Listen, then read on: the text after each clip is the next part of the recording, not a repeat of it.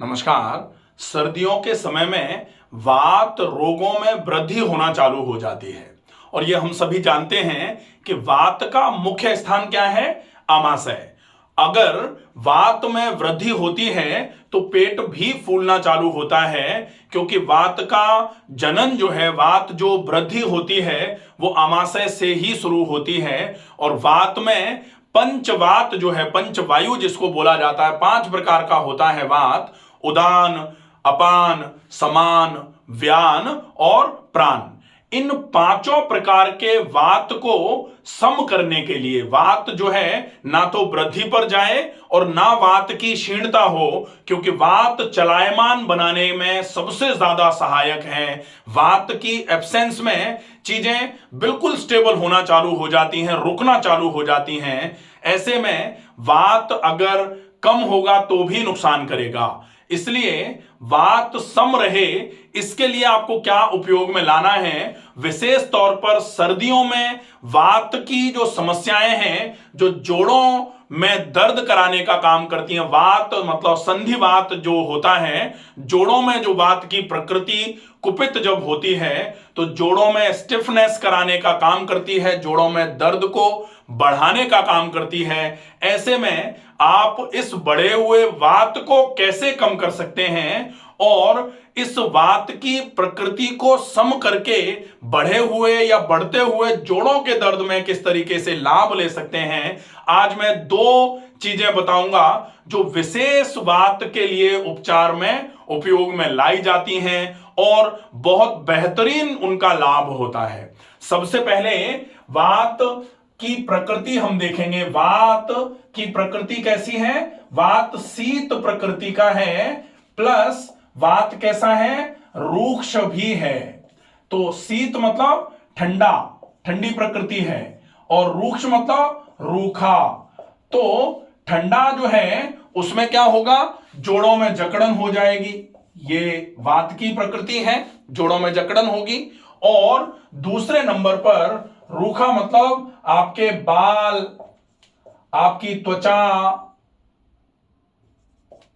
आपकी आंखें और नाक के अंदर की मेम्ब्रेन, ये पूरी रूखी होना चालू हो जाएगी। हथेलियां रूखी, तलवे रूखे, एड़ियां फटना चालू हो जाएंगी, बाल बिल्कुल रूखे रूखे होना चालू हो जाते हैं, त्वचा में एकदम से ड्राइनेस आना चालू हो जाती है। ये तब होगा जब वात वृद्धि होना चालू हो जाएगी। और वात की प्रकृति शीत है, तो जब वात बढ़ता है तो ठंड बढ़ जाती है शरीर में, जोड़ों में जकड़न आना चालू हो जाती है। तो ये तो वात की प्रकृति है।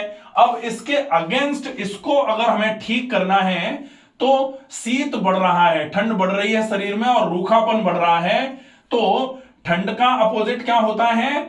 शीत का अपोजिट क्या है? उष्ण। शीत का अपोजिट क्या है? उष्ण। और रूक्ष का, रूखेपन का अपोजिट क्या है? स्निग्ध।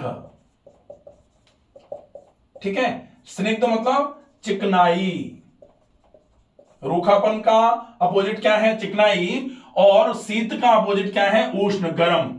तो अब हमें कोई ऐसी चीजों का उपयोग करना है जो गर्म हो और स्निग्ध तासीर भी हो साथ में। अब ऐसे में हम उष्ण क्या है? उष्ण पहला योग जो हम बताएंगे वो उष्ण है आपकी गिलोय। गिलोय की तासीर कैसी है? उष्ण प्रकृति है गिलोय की। और गिलोय के साथ हम मिलाएंगे क्या? स्निग्ध प्रकृति किसकी है? घी की। तो अगर हम गिलोय को घी के साथ मिलाकर के उपयोग में लें तो निश्चित ही ये बढ़े हुए वात के लिए या बढ़ते हुए वात की वजह से जो रोग बढ़ रहे हैं उन रोगों के लिए बहुत उपयोगी साबित होगा। ठीक है, तो पहला योग। अब है दूसरे योग की बात। तो दूसरे में आप क्या करोगे? यहां पर आप उष्ण जो है वो क्या लोगे? हरड़। तो हरड़ उष्ण प्रकृति की है और हरड़ के साथ यहां हम क्या लेंगे? Castor oil. कैस्टर ऑयल का मतलब क्या है? कैस्टर ऑयल क्या है? कैस्टर ऑयल है स्निग्ध। तो हरड़ और कैस्टर ऑयल, इन दोनों को मिलाकर के आप उपयोग में ले सकते हैं। अब इनका उपयोग करेंगे कैसे?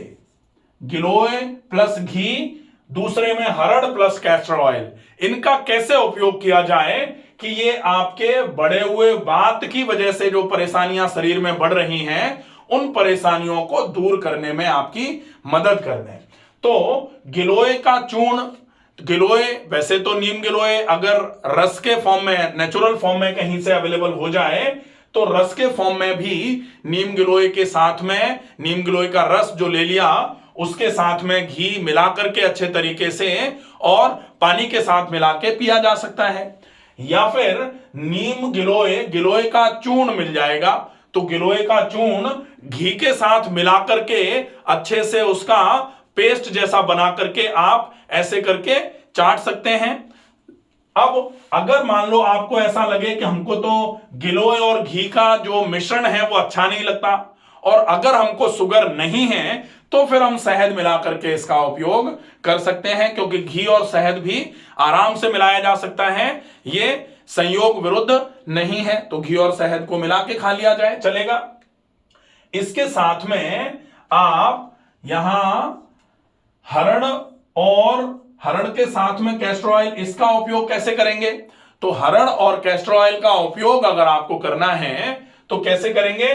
छोटी हरड़ को ले लिया, छोटी हरड़ को कैस्टर ऑयल डाल करके तवे पर अच्छे तरीके से भून लिया और छोटी हरड़ को कैस्टर ऑयल डाल करके भूनने के बाद उसको छाया में सुखा लिया।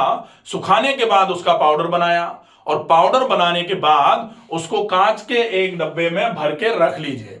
अब आप इस पाउडर का उपयोग आधा आधा चम्मच सवेरे शाम दोनों टाइम कर सकते हैं। अगर आपको ऐसा लगे कि ये आपको थोड़ी गर्मी ज्यादा कर रहा है तो फिर आप रात को सोने के पहले आधा चम्मच पाउडर 1 गिलास पानी के साथ, 1 कप पानी के साथ ले लीजिए और सवेरे फिर इसका आधा चम्मच की बजाय 1/4 चम्मच पाउडर 1 गिलास पानी के साथ लेंगे, एक बार पेट जब साफ हो जाएगा उसके बाद। अब यह देखना पड़ेगा कि दोनों ही जो योग हैं, ये दोनों ही योग थोड़े गर्म हैं, इसलिए आपको यह ध्यान रखने की आवश्यकता है कि आप ज्यादा से ज्यादा मात्रा में पानी का उपयोग करेंगे और दूसरे नंबर पर ज्यादा से ज्यादा मात्रा में प्राणायाम करके, जो प्राणायाम में ऑक्सीजन सैचुरेशन करने की कैपेसिटी है उसका उपयोग करना आवश्यक है। प्राणायाम में आप अनुलोम विलोम प्राणायाम कर सकते हैं। दूसरे नंबर पर डीप ब्रीदिंग का अभ्यास कर सकते हैं। ये डीप ब्रीदिंग और अनुलोम विलोम आपके लिए शरीर में ऑक्सीजन सैचुरेशन बढ़ाने का काम करेंगे। साथ में खाने में आप ज्यादा अतिरिक्त मसालों का उपयोग करने से बचिए और मोटे आटे की रोटी, सब्जी की मात्रा ज्यादा से ज्यादा उपयोग में लीजिए। अगर आप इतना करते हैं तो निश्चित ही बढ़े हुए वात की वजह से जो परेशानियों का सामना आपको करना पड़ रहा है उनसे आपको बहुत अच्छे तरीके से निजात मिलेगी। और अगर आप इनका उपयोग अच्छे तरीके से कर पाए तो निश्चित ही वात वृद्धि की वजह से जो जोड़ों में जकड़न या त्वचा में रूखापन या फिर बालों में प्रॉब्लम आ रही है, आंखों में प्रॉब्लम आ रही है, नाक रूखी हो जाती है, नाक चौक हो जाती है, मुंह से सांस भर रहे हैं, अगर ये सारी समस्याएं आपको आ रही हैं, आप इनका उपयोग करिए, निश्चित ही आपको बहुत अच्छा लाभ होगा। अगर आपको ये वीडियो उपयोगी लगे तो प्लीज इस वीडियो को ज्यादा से ज्यादा उन लोगों तक पहुंचाइए जिन लोगों को जोड़ों में दर्द के साथ साथ त्वचा में बहुत रूखापन, जकड़न, दर्द, बाल की खराबी, आंख, नाक या फिर त्वचा पर एकदम से बहुत रूखापन लग रहा है, ऐसे लोग इसका उपयोग करके इन समस्याओं से निजात पा सकते हैं। आशा है ये वीडियो पसंद आएगा। ज्यादा से ज्यादा लोगों तक शेयर करिए। स्वस्थ रहिए, सुरक्षित रहिए। धन्यवाद।